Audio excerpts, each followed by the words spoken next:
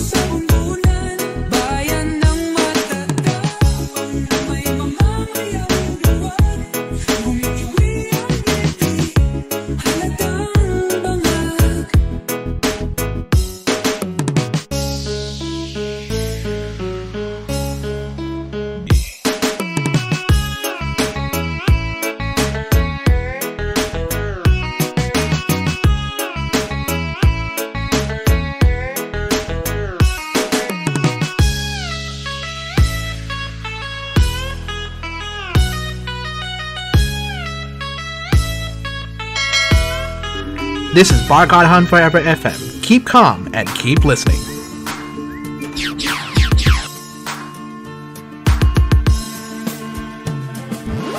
Lahat ay nagtatanong doon sa aming bayan, sa gitnang kanluran na aking pinagmulan. Sila'y nalilito, ba't daw ako nagkaganito? Kung ano ang dahilan, ako lang ang nakakaalam.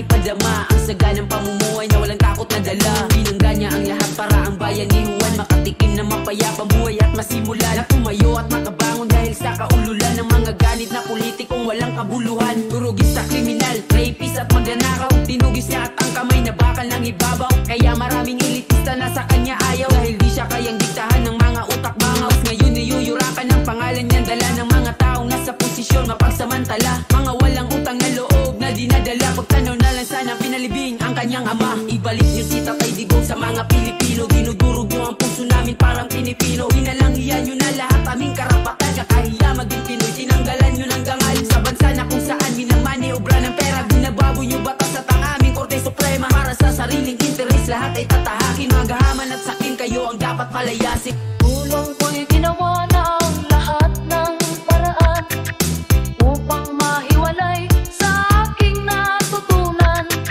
Subalit iniwan ko ang ibinigay na karangyaan. Kung ano ang dahilan, ako lang ang nakakaalam. Halatang pamumulitika, handa nilang tahakin ang lahat at si Tatay Digong ay kanilang sirain. Pero di nyo kaya linlangin ang mga puso namin. San katutak na ayuda man ang ibigay nyo sa amin. Yung kami sa tunay na may malasakit sa bansa, yung kami sa tinatawag nyo ngayon na matanda, yung kami sa taong nararamdaman ang aming hirap, yung kami sa leader na may pakialam sa mahihirap. Ngayon anong nangyari, ang Pinas ang nasisira, di marunong umawak na manobela pambihira. Anong aasahan kung ang leader ngayon mahina? Inakala nating tigre, ayun nagpakatuta, siya pa nagmakaawa dun sa ICC. May araw ka din bangag, wag kang magsisisi. Taksil ka sa inang bayan, kala mo panalo ka. Ang ligasiyan ni Digong hindi mo na mabubura. Ibalik niyo si Tatay Digong sa mga Pilipino, dinudurog niyo ang puso namin parang Pinipino. Inalangian niyo na lahat aming karapatan, kakahiya maging Pinoy, tinanggalan niyo ng dangal sa bansa na kung saan minamaniobra ng pera. Binabago niyo batas at ang aming Korte Suprema para sa sariling interes, lahat ay tatahakin. Magahaman at sakin, kayo ang dapat palayasin. Ibalik niyo si Tatay Digong sa mga Pilipino, dinudurog niyo ang puso namin parang Pinipino. Inalangian niyo na lahat aming karapatan, kakahiya maging Pinoy, tinanggalan niyo ng dangal sa bansa na kung saan minamaniobra ng pera. Binabago niyo batas at ang aming Korte Suprema para sa sariling interes, lahat ay tatahakin. Magahaman at sakin, kayo ang dapat palayasin. Musika ang buhay na aking tinataglay.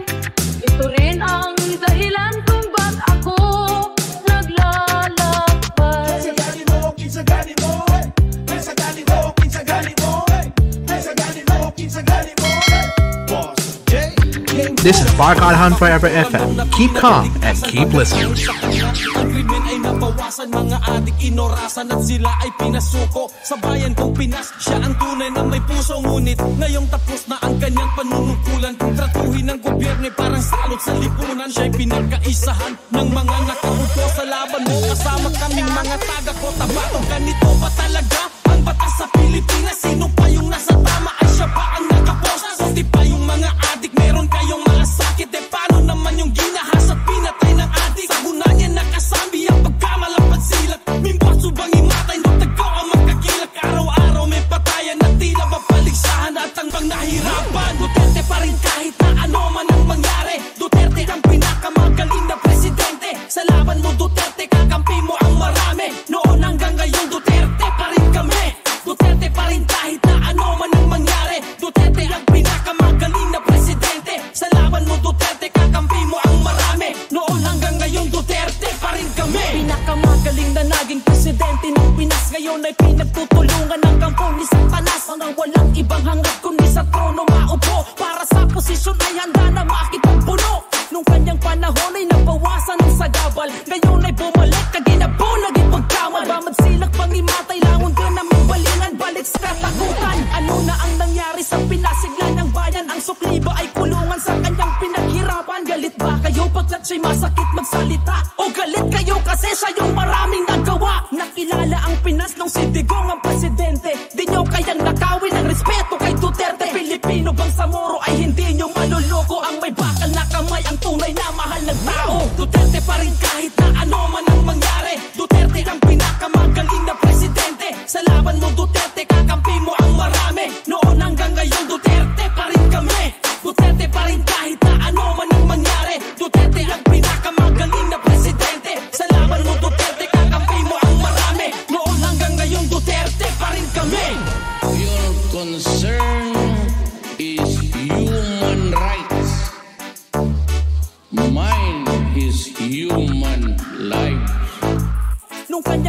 panahon ay nabawasan ng sagabal. Ngayon ay bumalik, kaginabon, naging pagkamal. Bamad silak, pangimatay, langon ka namin balingan. Balik sa dating gawi, wala na kinakatakutan. Ano na ang nangyari sa pinasiglan ng bayan? Ang sukli ba ay kulungan sa kanyang pinaghirapan? Galit ba kayo pagkat siya'y masakit magsalita? O galit kayo kasi siya yung maraming nagawa? Nakilala ang Pinas nung si Digong ang presidente. Di nyo kayang nakawin ang respeto kay Duterte. Pilipino bang sa Moro ay hindi nyo maluloko? Ang may bakal na kamay ang tunay na mahal na tao. Duterte pa rin kahit na ano man ang mangyari. Duterte ang pinakamagaling na presidente. Sa laban mo Duterte, kakampi mo ang marami. Noon hanggang ngayon Duterte pa rin kami. Duterte pa rin kahit na ano man ang mangyari. Duterte ang pinakamagaling na presidente. Sa laban mo Duterte, kakampi mo ang marami. Noon hanggang ngayon Duterte pa rin kami. Your concern is human rights. Mine is human lives.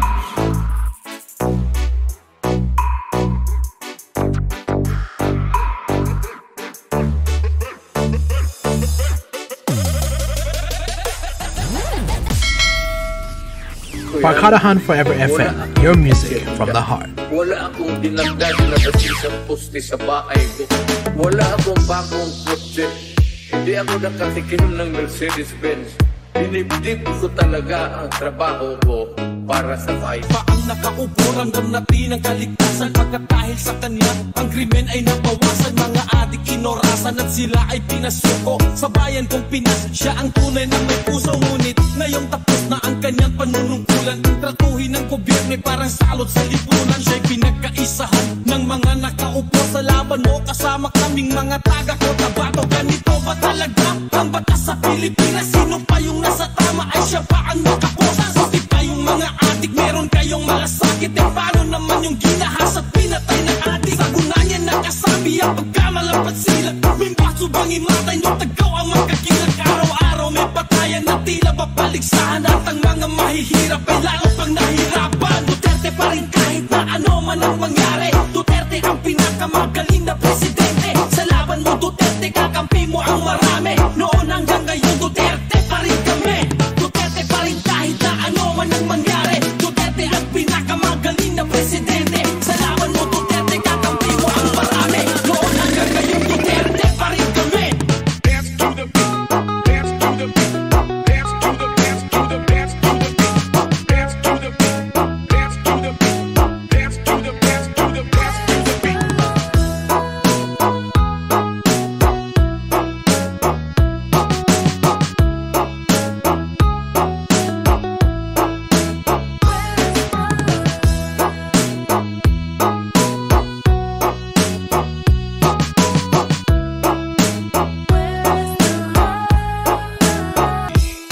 Pinakamagaling na naging presidente ng Pinas. Ngayon ay pinagtutulungan ng kampo ni Satanas. Nang walang ibang hangad kundi sa trono maupo. Para sa posisyon ay handa na makipagpuno. Nung kanyang panahon ay nabawasan ng sagabal. Ngayon ay bumalik, kaginabon, naging pagkamal. Bamad silak, pangimatay, langon ka namin balingan. Balik sa dating gawi, wala nang kinakatakutan. This is Barkadahan Forever FM. Thank you for your support. Till next time, God bless.